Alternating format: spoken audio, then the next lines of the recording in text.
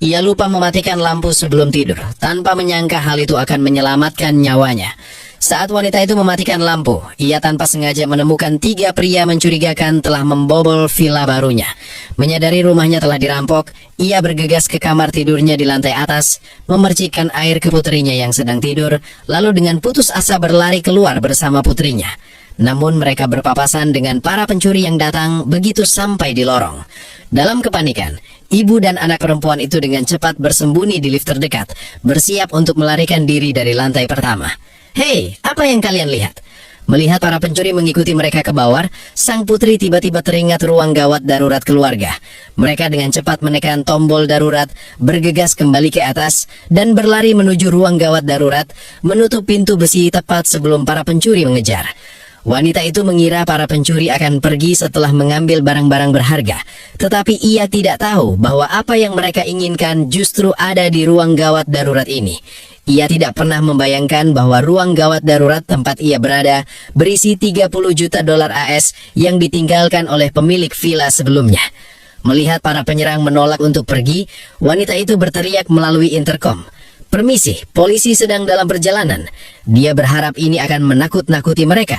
Tetapi penyerang itu, seorang pria kulit hitam yang lebih tua, sebenarnya adalah operator yang bertanggung jawab atas area tersebut. Dia tahu saluran telepon bahkan belum terhubung.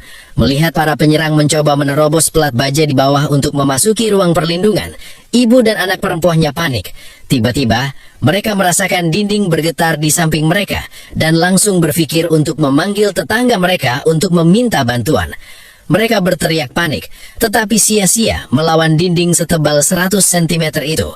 Untungnya, pelat baja ruang terlindungan cukup tebal, sehingga upaya para penyerang untuk menerobos gagal. Kemudian, pria kulit hitam yang lebih tua itu mengetuk dinding yang terhubung ke ruang perlindungan. Tampaknya telah menemukan jalan masuk. Dia menghancurkan dinding, memperlihatkan saluran ventilasi ruang perlindungan, mengebor lubang kecil di dalamnya, dan memasukkan pipa gas, bermaksud menggunakan gas untuk memaksa ibu dan anak perempuannya keluar dari ruang perlindungan. Sang putri menemukan pipa pembuangan di dalam rumah.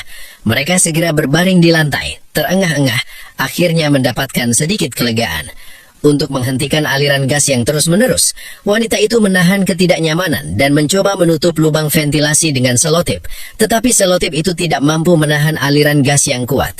Dia kemudian mencari alat lain yang bisa digunakan dan tanpa diduga menemukan korek api dan langsung mendapat ide berani. Ibu, masuk ke sini. Ya Tuhan. Dia kemudian memasukkan korek api ke dalam pipa ventilasi dan menyalakan gas.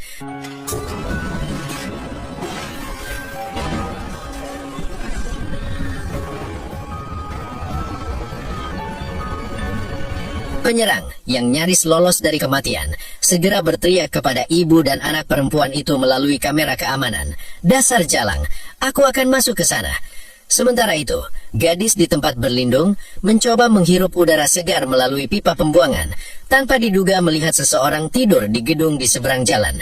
Dia segera mengambil senter, mencoba menggunakan cahaya untuk menarik perhatian pria itu.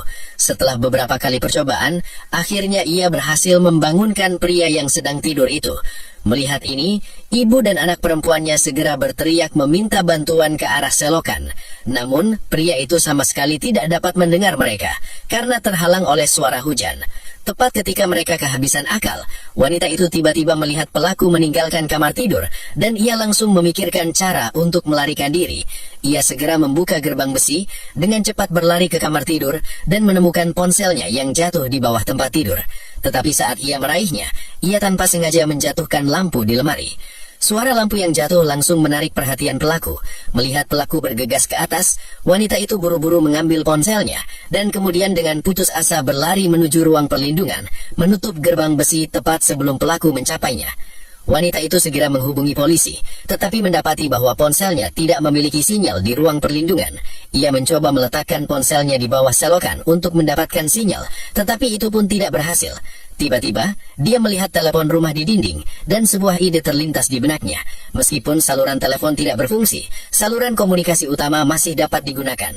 Ia segera mencabut kabel listrik utama dari kotak listrik, mengupas isolasi luarnya, dan menghubungkannya ke inti kabel telepon. Dan mengejutkan, ia benar-benar dapat melakukan panggilan. Namun ketika dia mencoba memberitahu polisi tentang situasinya, dia mendengar pesan yang menunjukkan bahwa dia perlu menunggu. Ia segera menghubungi nomor mantan pusaminya, tanpa menyadari bahwa penyerang telah mengantisipasi niatnya dan mengayun palu ke kotak listrik yang terhubung ke saluran listrik. Suara wanita itu terputus di tengah kalimat. Melihat kesempatan untuk diselamatkan hilang, ia hanya bisa berharap mantan pusaminya akan mendengar tentang situasi dan putrinya melalui telepon dan menghubungi polisi. Tanpa sepengetahuannya, penyerang sedang berdebat karena mereka tidak bisa masuk ke tempat perlindungan. Pria berambut panjang yang khawatir akan menarik perhatian polisi saat fajar, memutuskan untuk mundur dari operasi tersebut. Namun dihadapkan dengan uang 30 juta dolar di depan mata, pria kulit hitam dan pria bermasker tidak berniat menyerah. Melihat pria berambut panjang bersiap pergi, pria bermasker itu untuk mencegahnya melaporkan mereka, menembaknya di kepala. Melihat pria bermasker yang kejam itu, pria kulit hitam terkejut dan membeku di tempat. Tepat saat itu, seorang pria tiba-tiba muncul di pintu. Setelah beberapa pertanyaan, diketahui bahwa dia adalah mantan suami wanita itu. Pria bermasker langsung memikirkan cara untuk mengeluarkan wanita itu dari tempat penampungan.